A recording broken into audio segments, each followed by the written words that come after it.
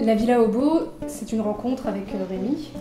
On a commencé à jouer en 2012 autour du projet d'avoir 2 guitares, de pouvoir voyager au maximum avec ces 2 guitares, de cheminer, d'aller au-devant des gens, d'aller les rencontrer dans un trajet musical, dans un voyage vraiment musical, en explorant le maximum de styles possibles.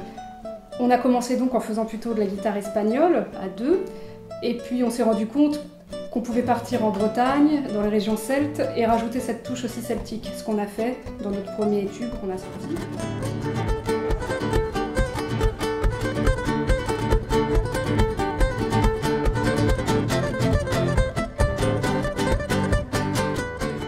L'idée de Villa Obo, donc la villa ça représente typiquement la maison qu'on peut trouver en Espagne, et Obo ça vient de Homeless Bohemia, donc du coup l'idée d'avoir une grande villa et qui puisse accueillir tous les hobos du monde, ça nous plaisait beaucoup, surtout que au travers de notre musique, ce qu'on veut refléter c'est surtout beaucoup de musique traditionnelle du monde entier. Et c'est aussi un clin d'œil au compositeur brésilien Villa Lobos.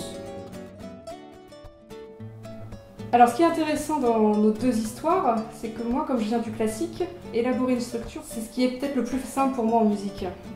Alors que Rémi, comme il est tout à fait autodidacte, va apporter une fraîcheur qu'on n'a pas forcément quand on vient de la rigueur classique.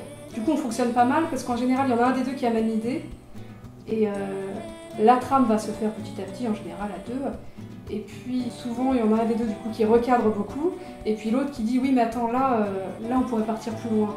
Ça, je pense que dans nos histoires à nous musicales, il y a un équilibre qui se crée vraiment là-dessus. Il y a quelque chose de très complémentaire là-dedans, c'est-à-dire ne pas figer les choses et puis en même temps être assez organisé pour faire la trame d'un morceau cohérent.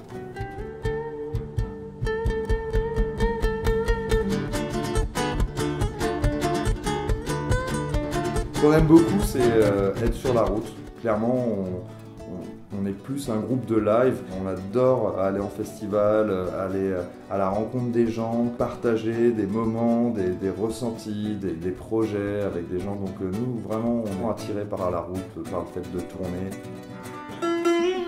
Moi, j'ai été chercher un sitar en Inde pour retrouver des sonorités bien particulières, bien traditionnelles. Et puis Rémi, lui, de son côté, il cherche régulièrement dans des techniques percussives sur la guitare. Et finalement, c'est des mouvements très atypiques et qu'on ne retrouve pas partout. C'est ça la touche obo, vraiment le petit plus qui fait qu'on arrive à des sonorités qu'on ne rencontre vraiment très rarement en guitare, surtout quand elles sont mélangées avec des effets. Pour continuer le voyage avec nous, vous pouvez nous retrouver sur le site villaobo.com ainsi que sur notre page Facebook. À bientôt!